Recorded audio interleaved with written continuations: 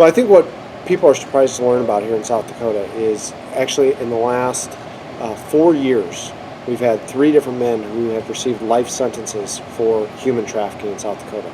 Now, to put that into context, in the history of the United States, 13 men have received life sentences for human trafficking. 3 of them have come from South Dakota in the last 4 years. So this is a significant issue here in South Dakota.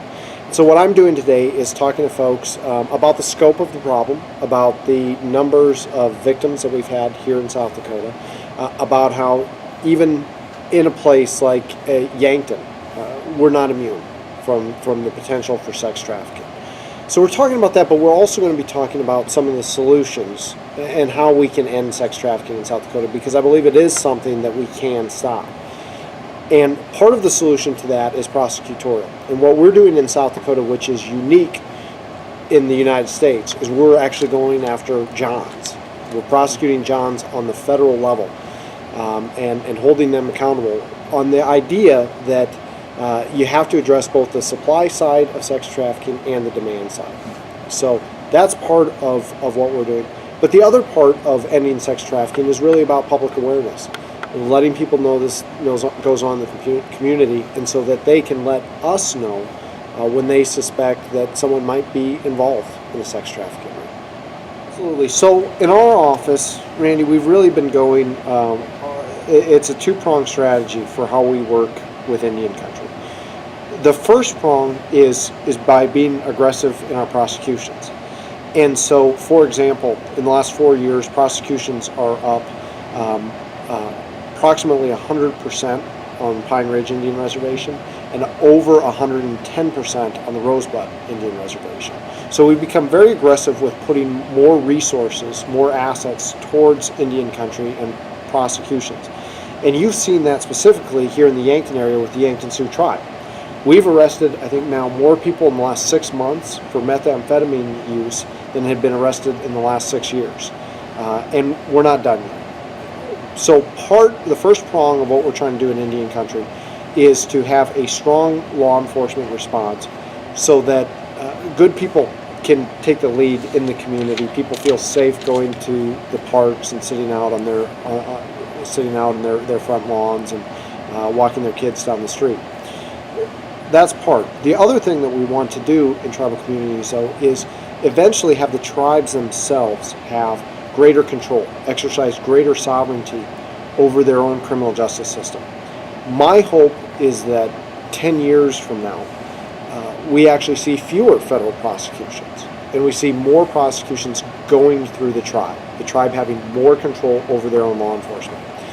And that's where J.R. LaPlante comes in. J.R. will, he'll be a prosecutor, just like the rest of the assistant U.S. attorneys in our office. But the second part of that is J.R. is also going to be working with tribes to help them build capacity, because we want these tribes to have more control over their own criminal justice system, to be taking more cases, to have less involvement from the federal government. That's going to take time. It's not going to happen overnight, but that's where we want to go, and that's where I think the tribes want to go too, to have more control over their criminal justice system. It is, and Randy, I spent the last 4 years, as you can imagine, JR and I have been in the same foxhole in the sense of trying to solve problems both in and out of Indian country. So I've gotten a chance to work very closely with JR, and I've got an enormous respect for him. And so